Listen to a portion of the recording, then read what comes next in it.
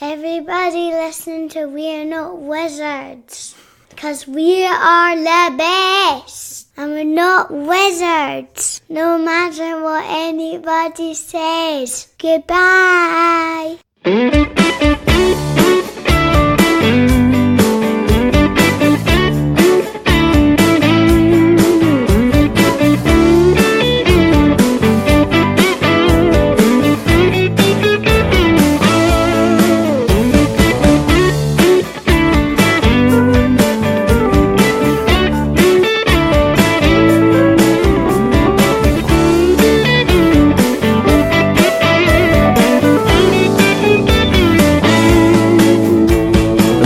Welcome to another episode of We're Not Wizards. My name's Richard. I'll be your host for May. Yeah, I'm not by myself. I know I sound by myself, but I've gone kind of past being by myself. You could actually say potentially I've gone kind of maybe beyond being by myself. I've actually gone beyond solitaire. Because joining me today from Beyond Solitaire, I've got Liz Davidson. Yay! No! That's the sound of me cheering for myself as I play games alone. Hi, Richard. It's awesome to be on here. Thank you so much for having me. I've kind of like, this has come about, and it's because of Dan Hughes and Mike DiLisio, because I listened to your episode on Sporadically Bored, and it's now my right and my duty to collect as many of their guests as possible.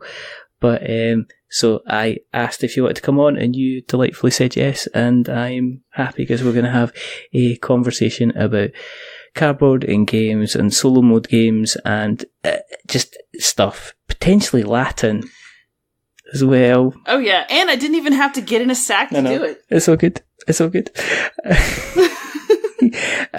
For people who are listening for the first time, the reason that we do this is quite simple, is because I've done 280 of these now, and until they come and stop me, I'm going to keep on doing them. Basically, I am the man in the clock tower. And the other reason that we do this is because I just wanted to get Liz on the show because she was fun. Sounds fun. So we're going to have a chat. But first of all, drum roll. Do you want to tell us a little bit about your bad self and how you got into the hobby of the board gaming, spacing thing stuff? Sure. Ooh, my bad self. Yes. So I actually got into board gaming in college and then into grad school. I was playing with other people. I didn't start playing solo for a while from that point. But I played Catan. I played Ticket to Ride. I realized there was more to board games than the stuff that I played as a kid. And I definitely started getting interested in that. But what really actually made board games happen for me was I had this really intense Magic the Gathering phase in grad school. Because when my friends played it, and then I really got into it, and we went through this phase, but I just could not keep up with Magic cards. It was really expensive. It's kind of stressful to be thinking about, like, oh, this deck isn't going to be good anymore in a short period of time. What can I do to kind of scratch that itch, but also, play games? And so I found out about Lord of the Rings: The Living Card Game, which can be played by one or two people and allows that deck construction aspect because you're buying these packs of cards and putting your own decks together. And then I was hooked. So I wanted to play it so much, and there's no one to play with me as much as I want to play it, that I started playing it by myself. And lo, a solo gamer was born. Do you think, because I hear a lot of people like talking about Magic, and I've never been into Magic, and I don't know if it's because when I got into the hobby, there wasn't like a huge Magic scene. When I started playing, there was like one or two people playing Magic, but then when I seriously jumped back into the hobby again, that's when Netrunner kind of appeared. So everybody was playing Netrunner.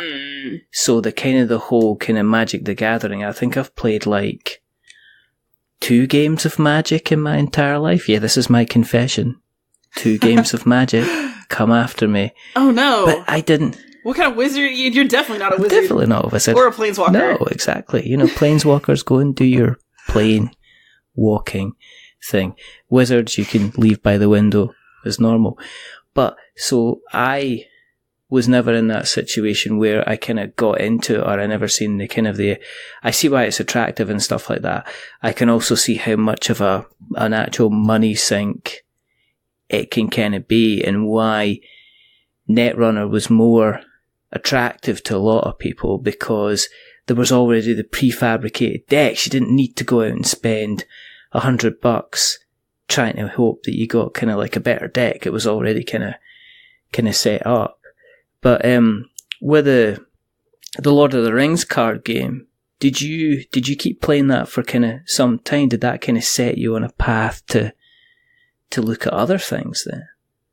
Definitely, because I was playing it a lot, and I started buying a lot of expansions for it, and just really enjoying. I'm a perfectionist. I really enjoy kind of tweaking things until I feel like they run just right, mm-hmm. and I like that aspect of deck construction. Mm-hmm.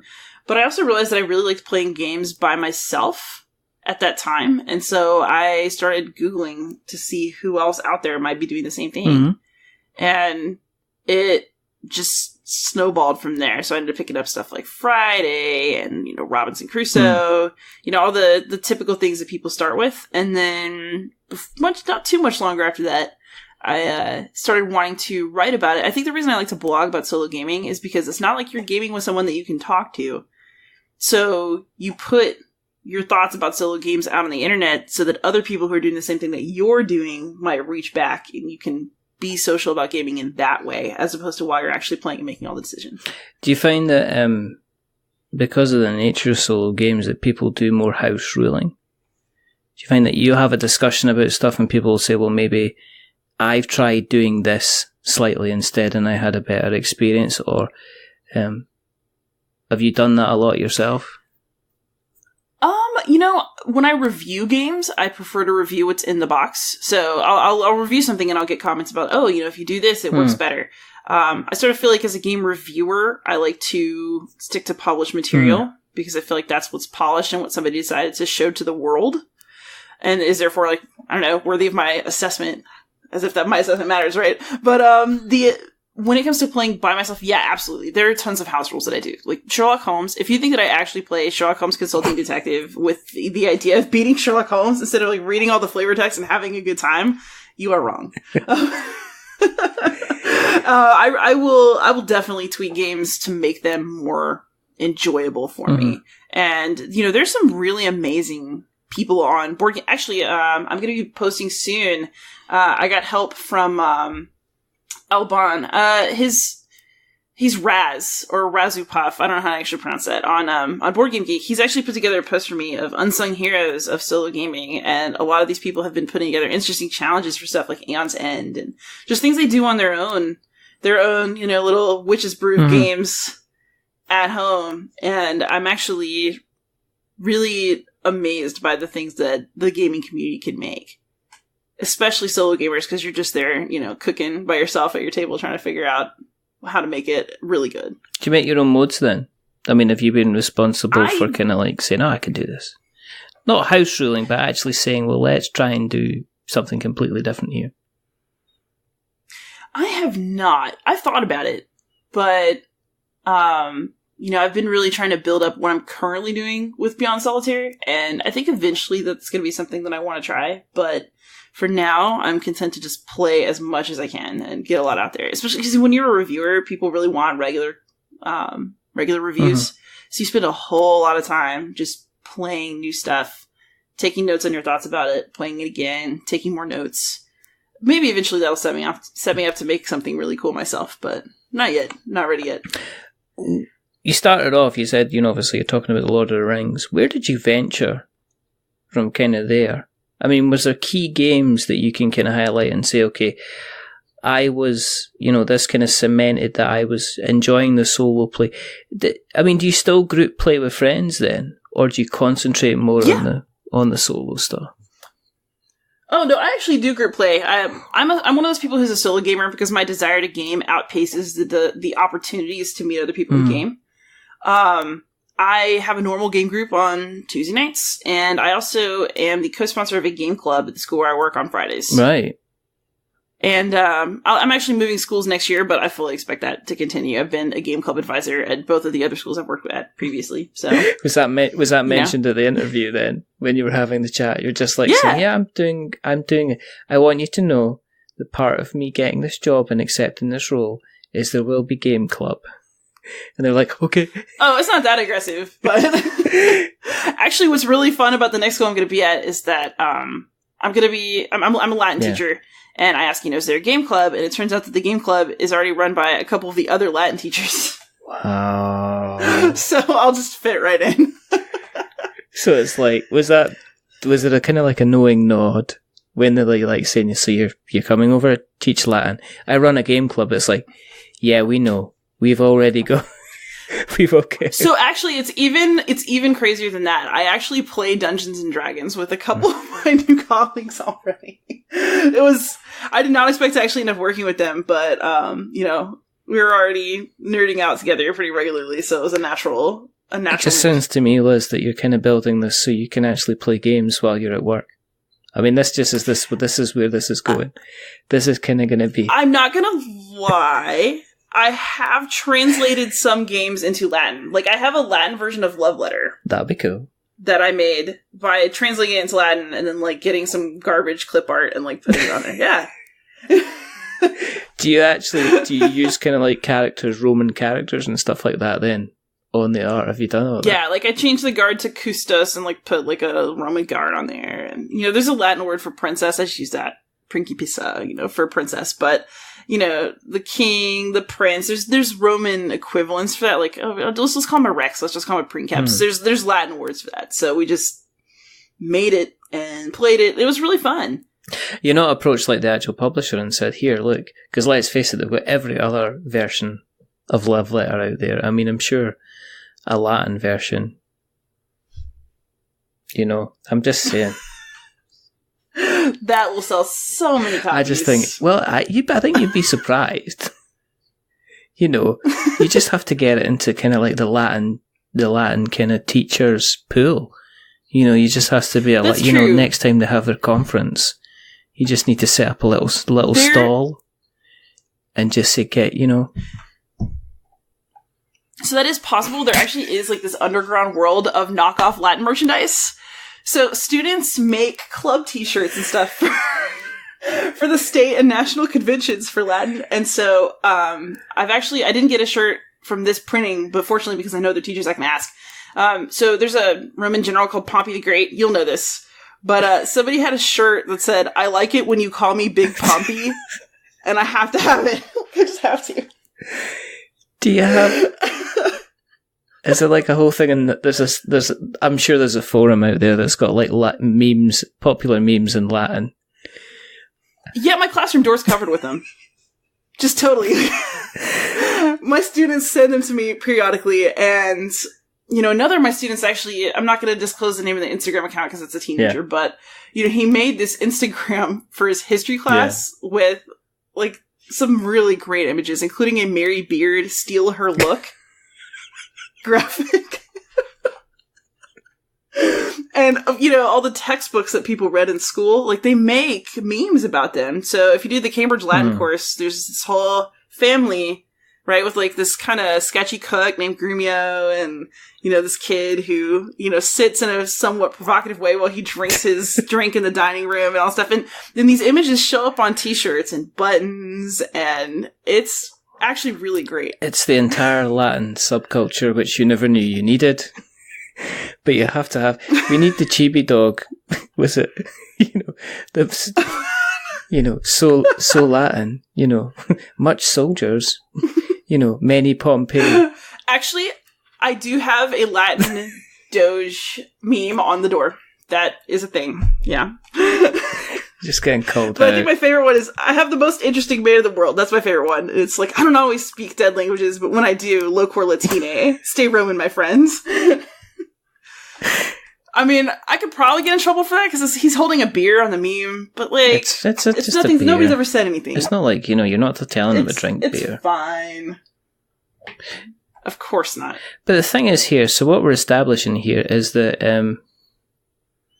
you're essentially going to go home And instead of like getting a bottle of wine and helping yourself after going to the pub with your friends, you're getting a bit of kind of like board games kind of by yourself to kind of continue on, continue playing, keep yourself kind of going. Do you think solo mode games are becoming more and more prevalent? Do you think the solo mode in a game is becoming more and more prevalent as kind of time goes on? Yes, I absolutely believe that it is more prevalent. I think that now is the best time to be a solo gamer in terms of the attention and pandering that we're starting to get from publishers, and I'm here for that.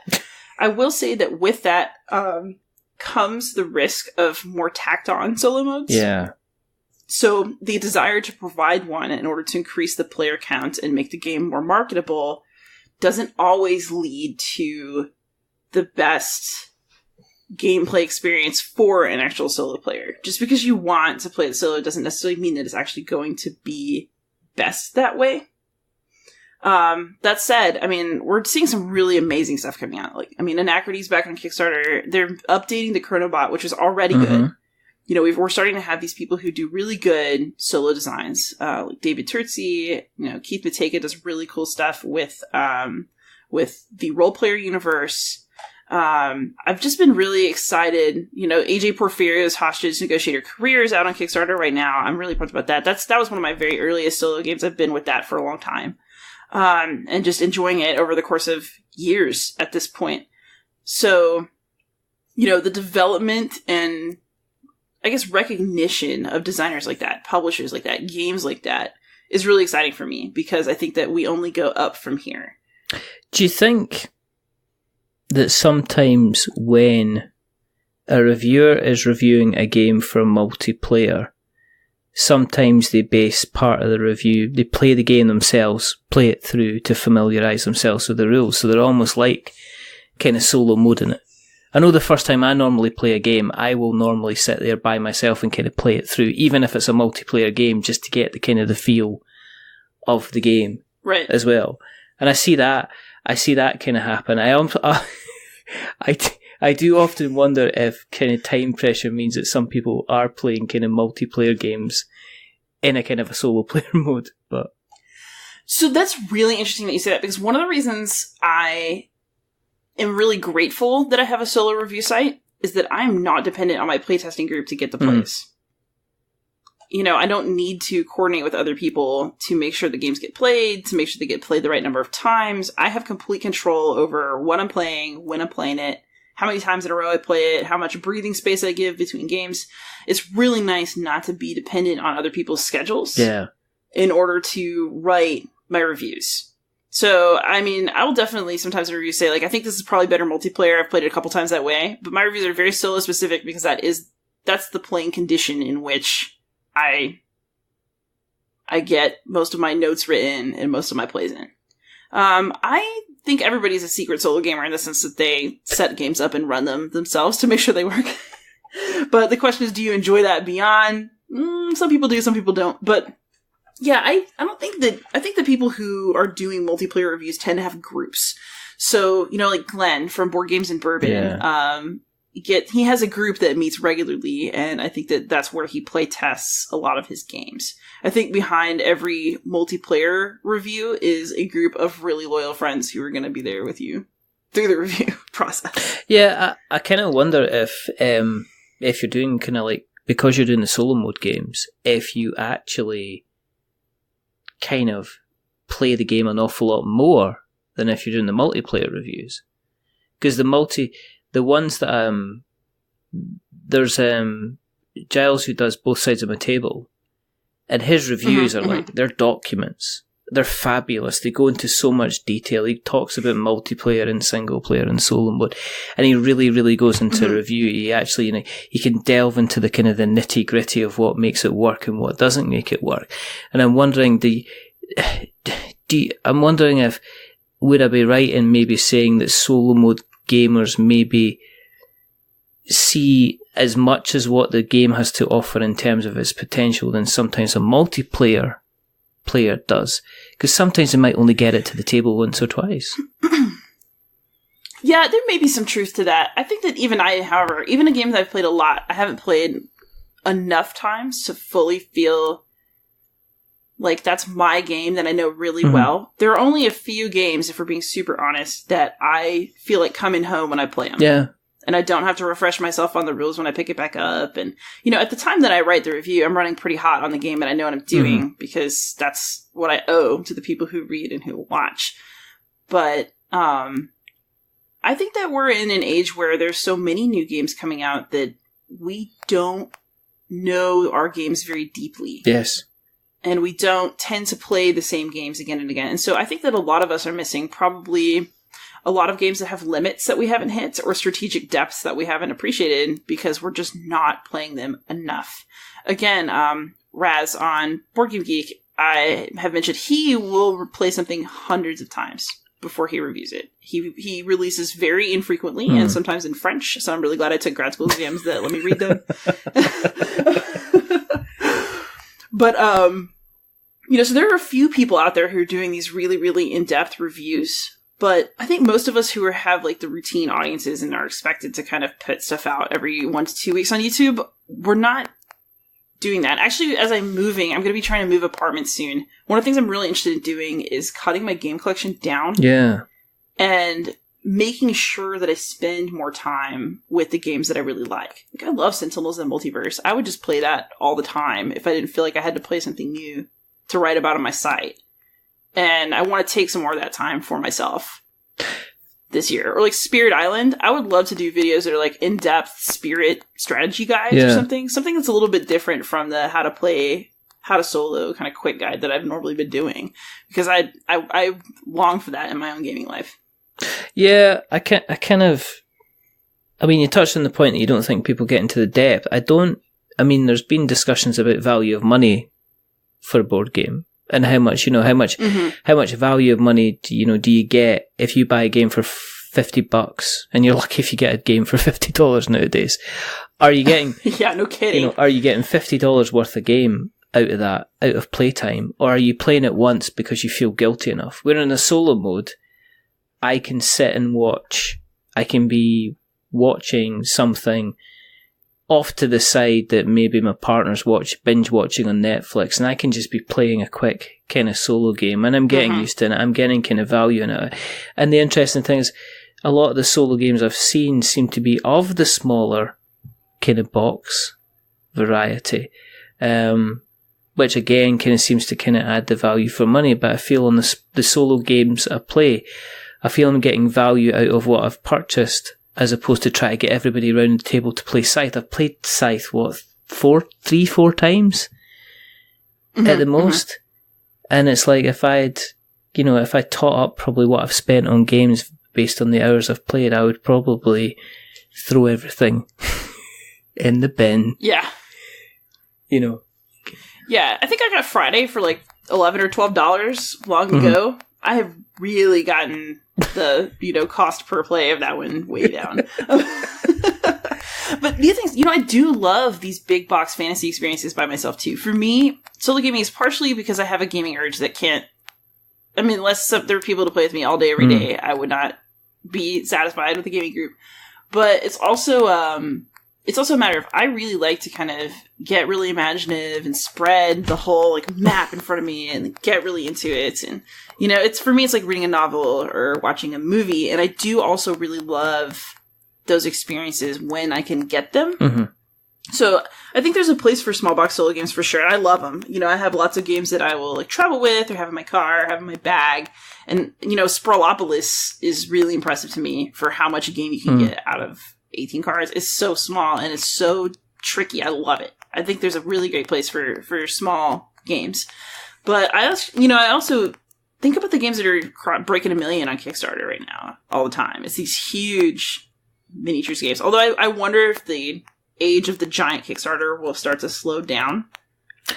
I don't have $100 to pop off for every game that I want. I have a really big rant I want to go into at some point, but this episode is not the point for this rant about a certain campaign that's running at the moment where key parts of the campaign or key parts of the experience are being locked behind a a kind of a paywall, and I'm not going to go into it, but you mentioned kind of like solo mode games having like solo mode games being tacked on to kind of bigger games. I mean, are there games that kind of like, are there games that do it really, really badly that you've just been like, I hate this because it's just here to be a cash grab or just here to appease people? Or yes, I'm not going to name names because that could, I'm not feeling that controversial type, but yeah, I've absolutely slammed games for having tacked on solo modes before. I try to be really classy but honest in my reviews, so that you're getting the absolute truth from me. But I'm a teacher, right? Yeah. So we know how to do I saw promise in area X and Y. However, you could use work here. Do you not just come out and just say I'm disappointed, or do you not just write "see me after class"? Frowny face. Oh, I should just do that. Well, the other thing is, I normally will review any solo game that comes through my hands, but I've had a couple where the solo mode was so pointless that I just didn't bother because I didn't want to spend my time doing it. Would you, in that case, go back to the designer and actually feed back to them and say, I can't spend time in this because your solo mode is, is as useful as a chocolate teapot, kind of thing, or would you feed back to them and help, or are you just like kind of like, I can't devote time to this. This is going to take time, and I'd rather play a game that is doing it properly?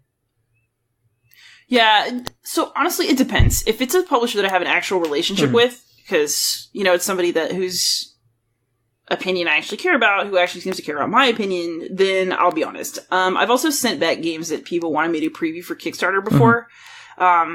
So not everybody agrees with me on this. I know that there's lots of controversies online all the time about doing Kickstarter previews. I've actually really backed off of doing them. I don't do too many anymore because I believe that every Kickstarter preview, even if it's quote neutral, is marketing material. You've created an ad for that game.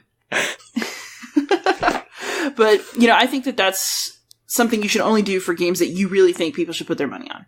So, I'm going to be previewing Alter Quest when that comes out because I'm legitimately excited about Alter Quest. Yeah. I think Street Masters is great. I've got Brook City out. I'm enjoying my early plays of that. I'm not ready to review it yet. But, for me, that's like a tried and true. Like, I trust that my experience of previewing that game is going to be a positive experience. If it weren't, I would probably send a quick message to the Sadlers and be like, we should talk. So, yeah. But the thing is that once you've done that, so like, I've sent a Kickstarter back and it just turned into a lot of work. Because it was like trying to break up with someone and having them want to do like a whole post-mortem on your relationship of like, what exactly went wrong? And, that's work that I'm not getting clicks for. That's time out of my life that I could spend playing other games. So I'm willing to give some feedback to publishers, but I don't think it's my job to spend hours helping other people design games that they should have put the work into and done the playtest for. Yeah, I'm actually less likely to go ahead and write or even consider writing anything or producing content for that person if I then get embroiled in the rules kind of discussion. Because then it's like, well, where's my impartiality? If I know I've kind of helped with this, then I've obviously given advice. Therefore, I can't be impartial because I've given that kind of person kind of advice. I generally, I don't know, I'm so grey and woolly with regards to kind of Kickstarter previews because I've even gone to just call them kind of like first thoughts or first impressions, and that's me back to the thing where I'm saying, well, I am probably not going to be able to get 10 playthroughs or 5 playthroughs on these things. Sometimes I'll look through them, I'll see what grabs me about it. Sometimes, when I've written stuff in the past, it's been completely irrelevant to the actual game. And it's just because it's just a fun piece, just to drive a bit of kind of, I did a whole piece about Sean Epperson, Thing 12 Games, did a thing called The Seals of Cthulhu. And I spent 500 words ranting about the fact there wasn't any actual seals in this game. Because Sean's a friend, Sean, I know Sean quite well, so it was a kind of thing, well, I says, well, I can't write a preview for the game because I can't write a preview for the game because I know you too well, and that would be considered, as you said, kind of market material. But let's do something along the sides that'll be silly and daft, and I can just say, look, it was just a nonsense, it's that kind of thing. How do you go from playing games to saying, right, I want to make some content here. I want to get my words down. I'm going to get my videos out there. What was the turning point where you said, well, actually, because obviously you're a teacher, so you're used to kind of disseminating information to people, and obviously teachers always have to be there has to be a performance in the teaching, well, unless, obviously I would never be a teacher because I'd end up just wearing a clown outfit. But, I mean, it's a true story, but what kind of made you sit down and say, right, okay, I'm going to do something with this and actually help kind of get the word kind of out there? Well, Beyond Solitaire, all the earlier posts some of them are pretty experimental. I was just kind of shouting out into the void my feelings about solo games because nobody else played solo in my immediate vicinity, and I think I just wanted that sense of connection. Mm-hmm. And then maybe late 2017, I realized, okay, I have some choices with this hobby of mine. I can either just kind of keep futzing around, or I can do a really consistent site and channel. I was already making videos for Throw Punch Lunch, then Token Punch Lunch, now sadly deceased. But, I was starting to make content. I don't like that word very much. And, I was starting to be part of the online board game community, but I didn't really have a lot of focus. Yeah. And so I basically had a put up or shut up moment where I was like, okay, you need to decide what you are and what you're doing and what you're doing that's actually worth something to other people. I really believe that when you create media, that your job is to make something that other people legitimately could use or get something out of. That's not about you. I mean, there's a little ego in it, right? We all want people to read what we write and listen to what we say because we think that it is worth something, or else we wouldn't say it. But for me, utility is part of it. So I was like, okay, what can I do to build the most useful site for solo gamers possible? So I started pairing. I have, unlike Giles, who writes really good long form, I have very short reviews that, you can TLDR, go to the bottom, see what I think. I try to keep it very structured, the same structure every time, and very blunt, so that way you can get what I thought very quickly. Yeah. And then I pair it for games that I rated a 3 or higher. So I'm a harsher rater than most. I rate things mostly in the 3 range, which means it's fine. It's a totally good game. I enjoyed it, but I don't think it's a greatness because I think a lot of fine games are out there, but I don't necessarily think that there are a lot of great games out there. No, I agree with you there. I'm picky about it. Yeah. But if I like it, and I think it's a perfectly good game that anybody could buy and enjoy, at that point, I will decide to film a how to solo tutorial for it and throw that on YouTube, because I think that it's worth my time to teach someone who is by themselves and trying to figure out how to play it. Because Lord knows I watched a lot of other people's videos. Ricky Royal taught me to play Mage Knight. Who knows how many people Ricky Royal has taught how to play Mage Knight at this point. But, I thought that was so useful. I really enjoyed what other people were doing. And I thought, hey, I'm a teacher. I can do that. So I started trying it. And it's just kind of gone from there.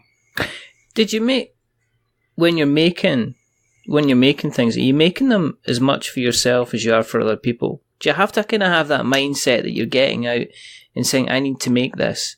Because I don't think what I do provides anything more than kind of maybe hopefully entertainment in some way, shape or form. I'm not sure if anybody gets. I know that my guests provide a lot of information and insight when they listen and stuff like that. But me, I'm just I think I facilitate the ability for somebody to come on and tell everybody about what they're doing and what they're kind of involved in. For somebody like yourself, do you consider what the audience might be looking for, or are you a case of just, I have started making stuff and I find I've just naturally got into a groove and I'm getting good at it, so I might as well kind of continue? Or do you are you chasing after, are there certain games you're trying to chase to kind of fit in with what the audience kind of need? I mean, it's a different kind of, Yeah, okay, that's a really interesting question. So I am definitely, it's a combo. So in terms of the format that I'm creating for my site and for my channel, I use my own stuff too when I forget rules for things or if I want to remember what I thought about a game. I find that reviewing games really clarifies my feelings about them. So I hope that it's useful to other people, but it's also a useful exercise for me because it really forces me to sift through what I thought was good and bad about a game. What do I really like in a game? Do I want to trade this game or keep it? So, I'm about to downsize. I'm going to be looking at my own reviews for games and being faced with my own words when I get sentimental. And, I hope that my tutorials are helpful to other people. Sometimes if I forget something, I can go back and watch myself and it feels really weird. I actually prefer to be taught by other people. But, I think that having a variety of teaching styles out there is good. As for chasing hot games, okay, this is a hard one. If I wanted more views and more subscribers, I would chase more hot games and I would get them out faster. I am trying really hard not to do it because I think that would compromise some of the quality of what I'm doing. The time pressure would be more, in terms of how I spend my own game money. I might not be buying the games that I want to buy. Yeah. I get some review copies, but I still buy a good chunk of the games that I review. And, I don't want to spend my money on somebody else's gaming experience. No offense to anybody.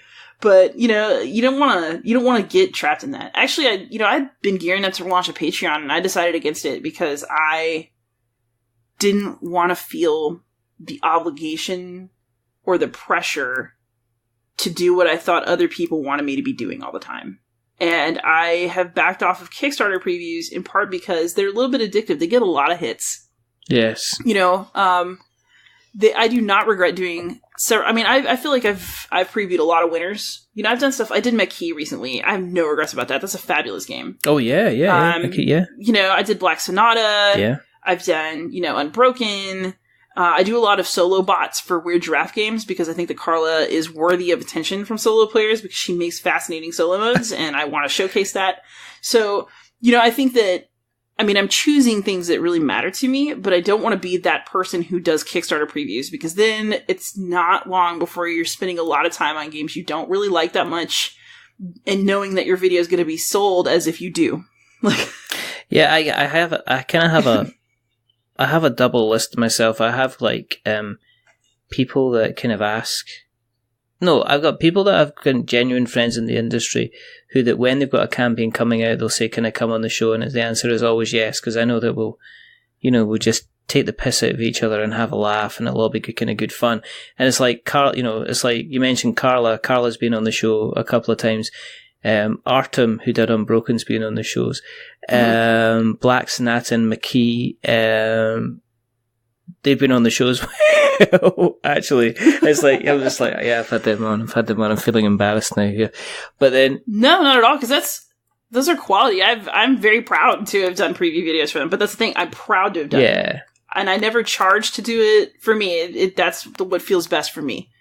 Yeah. On my side, there's a list of people I'd like to get on the show. I had Elizabeth Hargrave. She was on the show.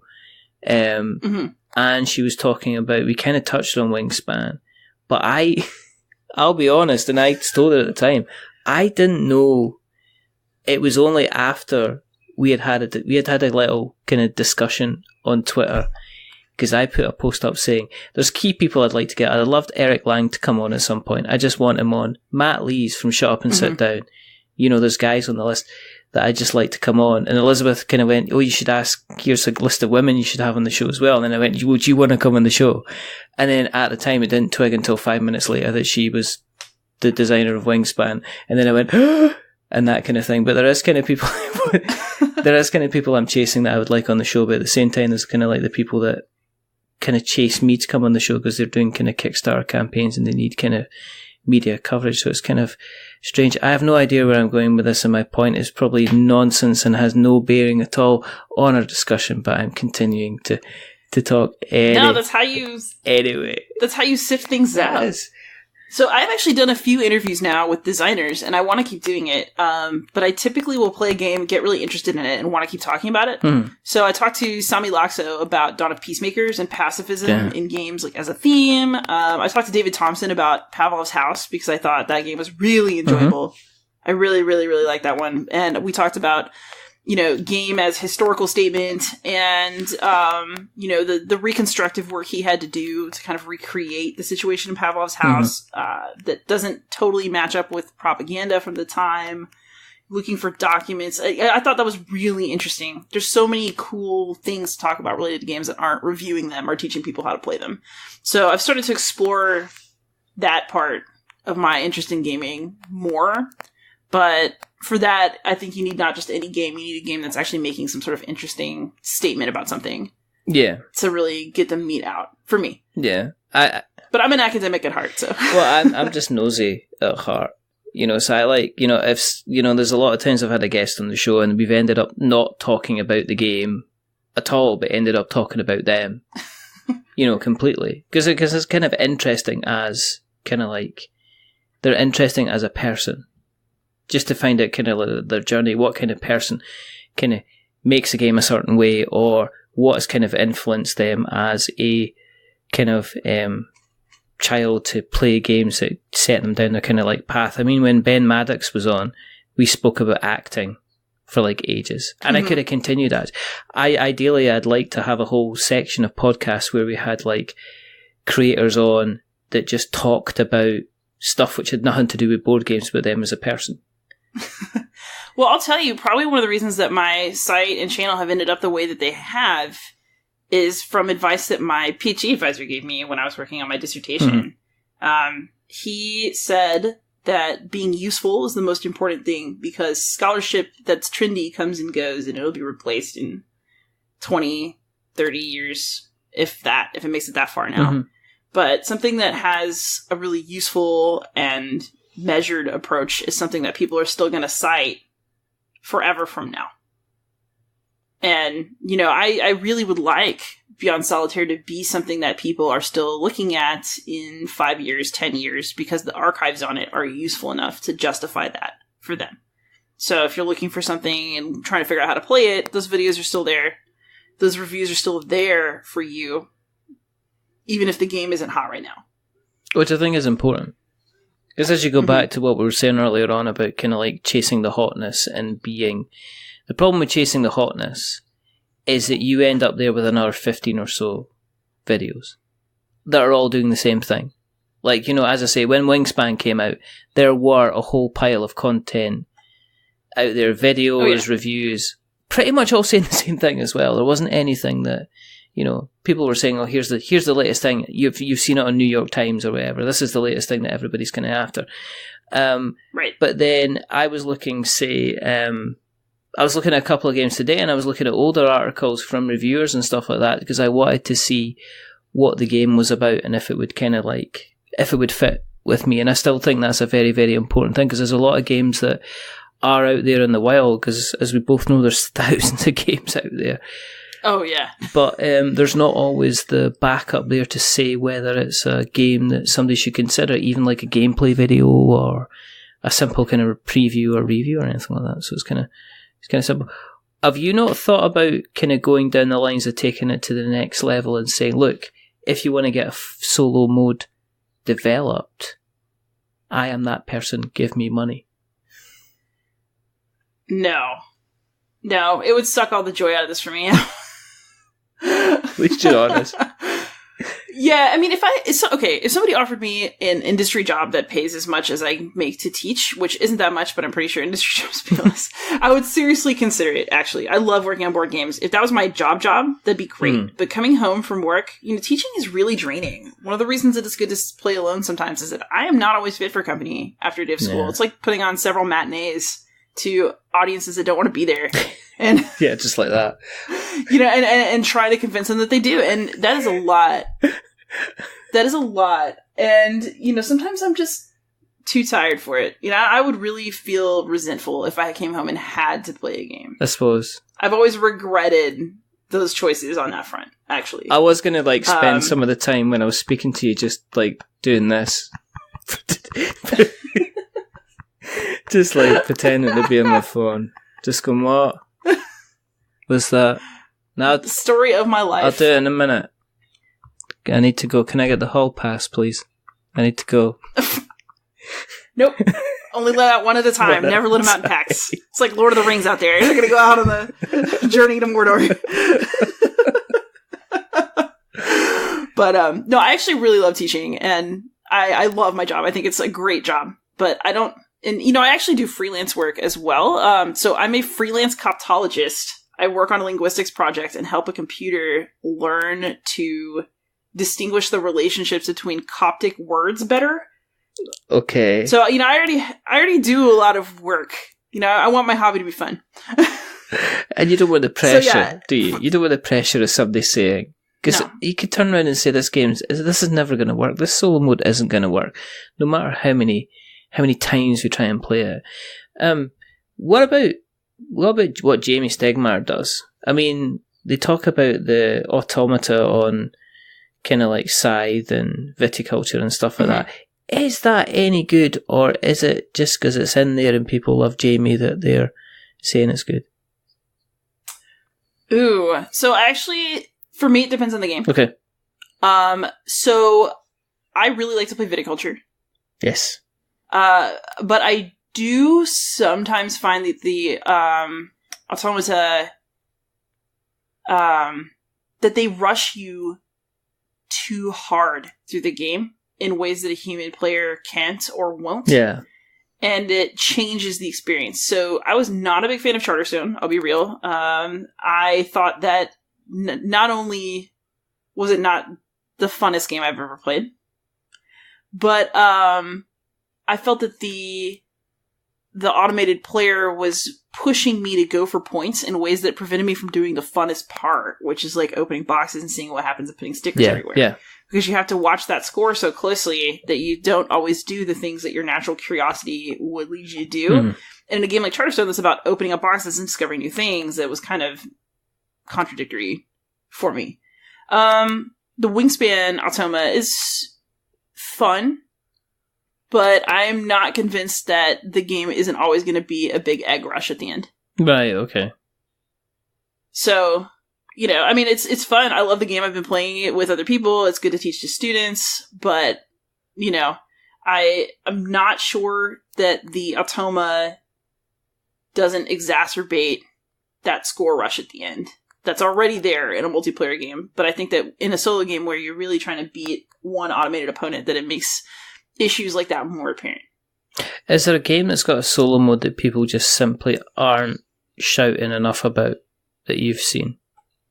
That you've got to play this because it's got a brilliant solo mode game, but for whatever reason, because of maybe the game itself, people aren't kind of reaching for it. This is the difficult question part of the show. Ooh.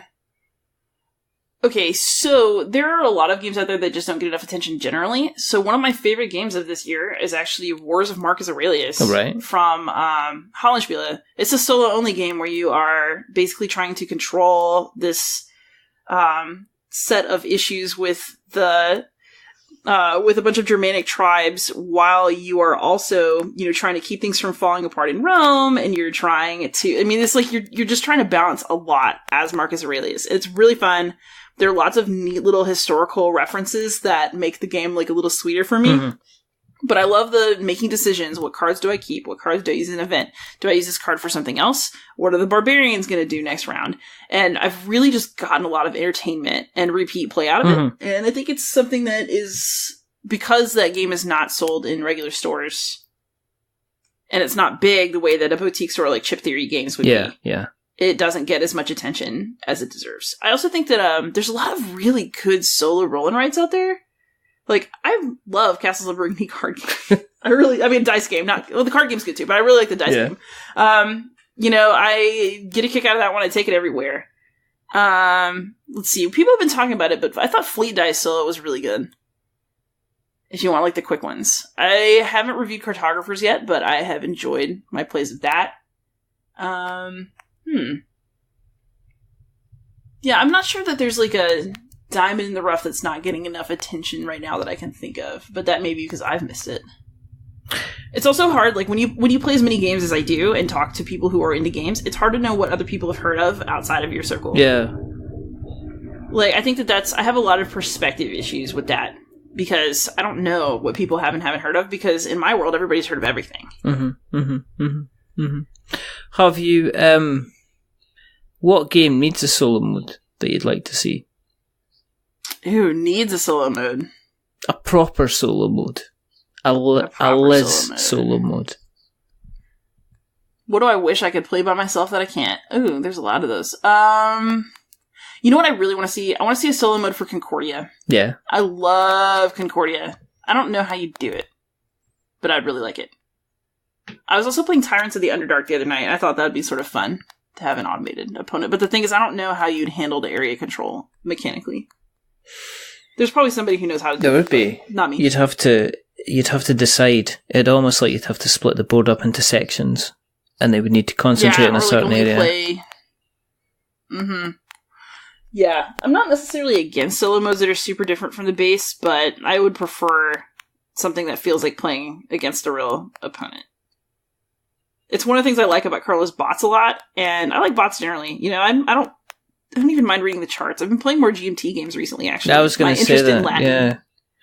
Like, my interest in Latin and Roman history and stuff has come around to where I'm starting to get into all these historical games about Rome, and I'm really enjoying myself. It's a long process, but I'm starting to teach myself Republic of Rome. I'm not sure it's going to be great solo. Yeah. But I have to have the experience. Does that mean, do you ever kind of like sit there and look at these things and go, this isn't accurate. They've got this completely wrong. They've kind of... this. Oh my god, yes. Yes, it is agonizing. Has there been a flip the table moment for you where you've just went, look at that, that's that thing, and then just went, right, I'm away. Oof.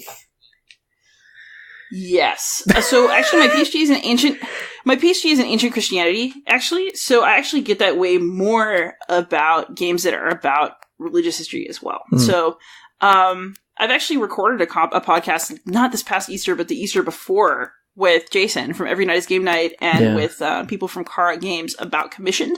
Yeah. About 80-30, you know, those sort of Christian themed games. And, you know, I have bones to pick as a professional scholar of religion. I have questions. But for me, what makes it the most interesting is not the historical factoids being wrong that bothers me the most. It's when games present themselves as accurate, or when they kind of advance ideas about how things grew or how the world works. When they're making historical statements, that's where I get a little bit more fired up. So in a Roman game, normally it's just going to be like, oh, gladiators. Like, oh no, you got the gladiator wrong. Okay. You know, I would prefer it to be right, but I can live with that. You know, but once you're advancing a narrative about like, this is going to teach you about the history of this place or this thing, that's where it starts to get really interesting. And I've really been enjoying increasing conversations in the board game community, not just about ancient history, but about talking about colonialism in games, talking about, you know, war sims and what they can and can't communicate to us, what they do and don't do to us intellectually and emotionally when we play them. Mm-hmm. I think that all those topics are really interesting and actually criminally underexplored so far. Do you think there's more scope for different things that can happen in solo modes as well then? As in, rather than, you know, take the game mechanics and maybe alter them slightly to make the solo mode almost like a separate kind of version of the game entirely. You know, you talk about Tyrants of the Underdark, kind of like making it completely different. I don't know if I want that. I mean, because when I play Tyrants of the Underdark, I think, man, I'd love to play the solo. What I want is to play something, you know, I want to play Tyrants of the Underdark, and I just don't want to have to wait for my friends. But I do think that there's actually a lot of room within solo gaming, or within, you know, low player count gaming generally, to experiment more, to create more interesting opponents that do or that mimic things that maybe you don't want in a multiplayer game, even. You know, and I think about, normally you play as the Romans, right? But I like this in something like Falling Sky, right? You get to you could be any one of a number of factions, so you get to know what it's like to go up against the crushing power of the Romans, or you get to know what it's like to try to like foment dissent among your fellow Britons. You know, there's a whole lot of interest in a game like that, and I'd like to see more simplified versions of that come out. I haven't played This Guilty Land yet, also from Hollandspiele, but I'm curious about that, because I feel like that's starting to really pull intense and difficult ideas into the world of a game. Okay. And while I like a good, trashy fantasy adventure as much as anyone, I totally do. Put a dragon on it, I'll probably buy it. But I also am really interested in the kinds of depth that games can create, and I think that sometimes solo makes that easier because it's easier to confront yourself than it is to feel exposed in front of a game group. And I think that it's easier to have an intense experience with a game when you don't feel watched by others, especially people like your friends whose opinions you care about. Yeah, well, I think you can get... When I was speaking to Mr. DiLisio about this, and it was about how this, you can...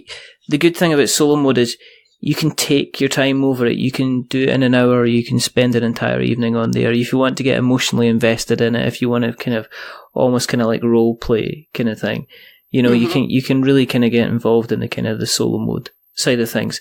Sometimes even more than if you're playing a multiplayer mode, you're relying on the emotional state of others.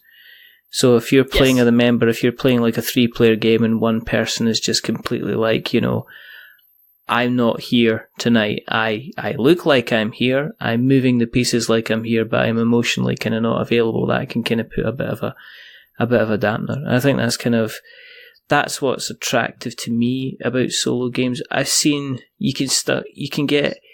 It's weird because for video games being the way that they seem to a lot of them be completely solo play nowadays. You can still get kind of like an emotional reaction from a video game, and I think board games have the potential to head in the same direction depending on kind of what they do, really. Yeah, and I think that there's richer possibility for that in a solo game. Personally, I don't like it when I feel emotional in front of other people. I think a lot of people are like that. So I like to keep my feelings to more private spheres. I mean, I'll tell you what I think about anything. I'm an open book. But in terms of like real emotional responses, I prefer to be able to escape from settings where those might be on display. Yeah. So. Yeah. Have you got a holy grail kind of solo game that you would love to get your hands on, to play, to own, or? All right. So I do not have $400. I would really like to try Kingdom Death Monster, but I do not have the miniature skill or the money to make that happen. And the other thing is I actually feel really conflicted because I want to play it, but I'm also kind of grossed out by some of the miniatures, especially the pinups. Yeah. And I'm unsure how much I would enjoy it in the end, which also makes it less likely that I'll spend that money. But, in terms of games that I can't get a hold of, Yggdrasil, I don't even know how to pronounce that. We'll say I'm close enough. We'll live. But, I've been wanting to play it forever. And, the app had gone out of the store by the time I tried to buy the app. And it's really frustrating. And I know they, did a reprint that I totally missed. So that sucked. Eventually I'll play it. So that would go to the must kind of list. Are you just going to, as far as Beyond Solitaire goes, are you just going to continue until you play all of the solo games? Have you got further plans? Are you going to be expanding on the kind of media that you're putting out there? Yeah, actually. So I do have some expansion plans because I have a lot of creative drive. I don't really like to just do the same thing over and over again forever. So I like what I'm doing right now as a baseline, and I don't intend to stop. But I also really like to do more interviews. I'd like to do more in-depth videos about games that I really enjoy. So instead of getting it quick on camera and then moving on, I'd like to revisit games that I really enjoy and talk about, what strategies are really working for me. What character combinations am I really enjoying, and actually try that stuff out. I don't know who else would be interested in it, but I would. So, it's my channel. But I've actually also thought that it would be very interesting to, as I'm about to downsize my game collection, I've seriously considered documenting that for my channel so that people can see what that actually looks like. And I'm a teacher, so I've actually been planning a series on how to teach games, but not in the terms of start with the goal, do this, but actually more videos about how to make people feel comfortable when you're teaching them, how to spot when somebody's not totally paying attention, how to draw them back without calling them out. Yeah. All the sort of subtle things that you learn when trying to manipulate 30 plus teenagers in a room.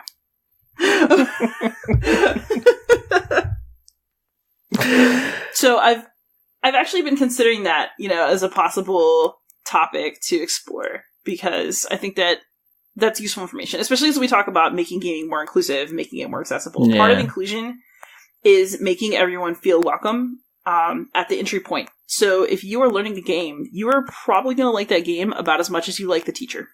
Yeah. Yeah, I think that's very, very important. I think things like that, I mean, we have how to plays, but there's not always a discussion about how to teach people how to play as well, as in how you actually and how to handle them. Yeah, but also things like how to handle mistakes. Yes. How to subtly guide people towards games that you think are their appropriate difficulty level without making it sound like you think they're stupid.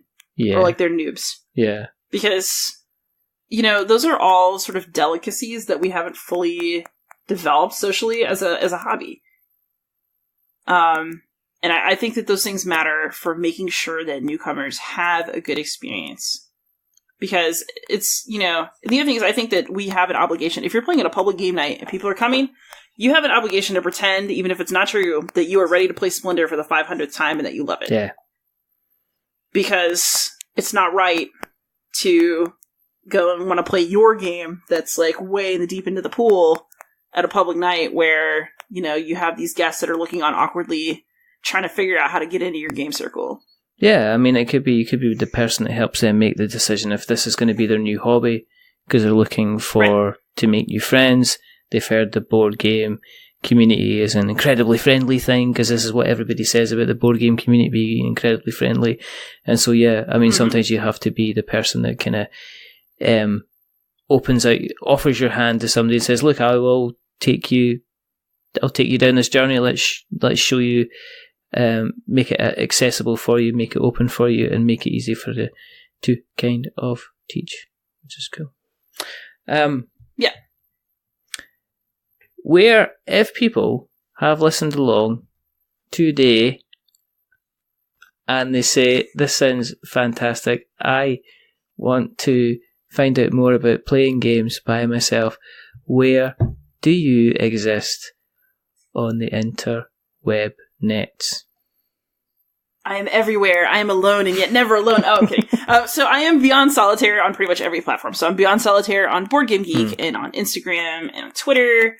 I'm beyondsolitaire@gmail.com. My YouTube channel is called Beyond Solitaire, and my blog / well, it's not a blog anymore, it's a review site, I guess. It used to just be musings, but it's beyondsolitaire.net.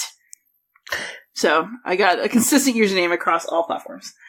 Is Mike DiLisio any good at talking about solo games?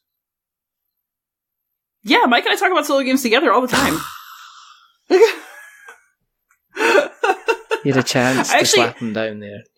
No, so I actually feel a lot of connection with Mike because, I mean, yeah, I could just razz him for fun, but I really appreciate him because he is a history teacher, so he's a teacher like me. We have a lot in common.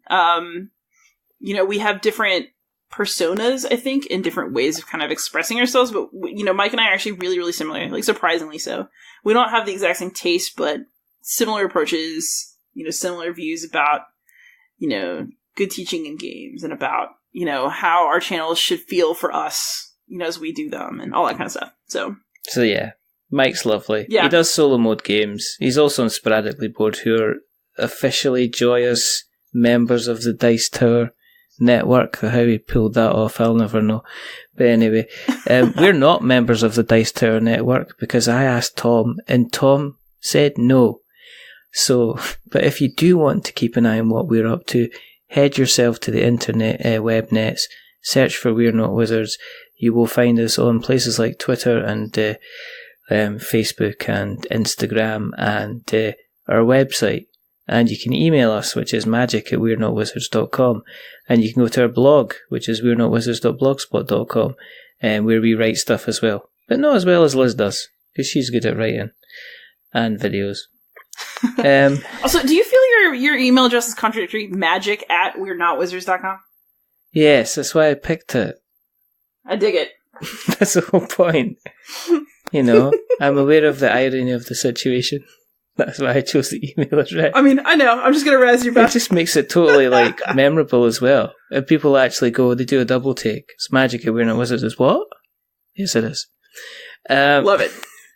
You can also find us in all the places which, those podcast catchers which have got the word pod or the word cast in them, and also Spotify, which has got neither pod nor the word cast in it.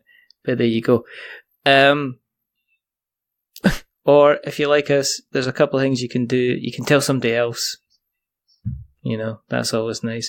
Or you can go to Apple Podcasts and you can drop us a rating or a review or a subscription. If you're going to give us a rating or a review, don't give us 10 stars because, you know, this head can't get any bigger. The hair is going and I'm just going to pop up like a balloon. But don't give us 1 star because it makes us cry. Give us like something in the middle, like average, like 5. Because it's average. But the person who's not being average is the rather wonderful, rather fantastic Liz from Beyond Solitaire. Thank you very much for coming on. Thanks so much for having me on. I really enjoyed it. Yay. There's only 2 more things to do. First thing is to remember that we're many things, but we're not wizards. Are we wizards, Liz? Speak for yourself about your identity. I don't identify as a non-wizard. I really can edit this to make you sound dreadful. And the second thing is to say goodbye. So this is the second time this has happened this evening so far, with people disappointing me with a wizard question. I'm not going to tell you who the other person is, just that you're going to hear their episode, and you're also going to hear what I did to them. But the second thing is to say goodbye. So it's a goodbye from Liz, who completely shocked and floored me at the very end. Say goodbye, Liz. Bye, everybody. And it's a goodbye. It's a goodbye from me. Remember, stay safe, roll 6s, make something awful. And remember, if you are interested in finding out more about playing solo mode games, I'll give you the address from Mike DiLisio. But until the next time, you have me on here. Goodbye.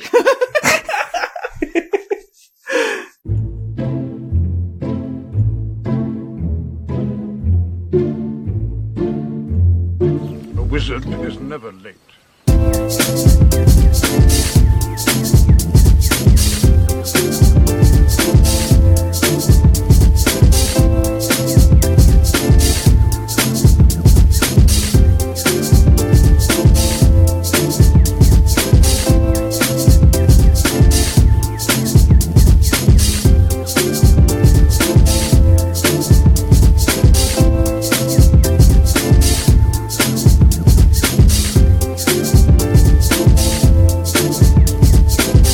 Nor is he early. He arrives precisely when he means to.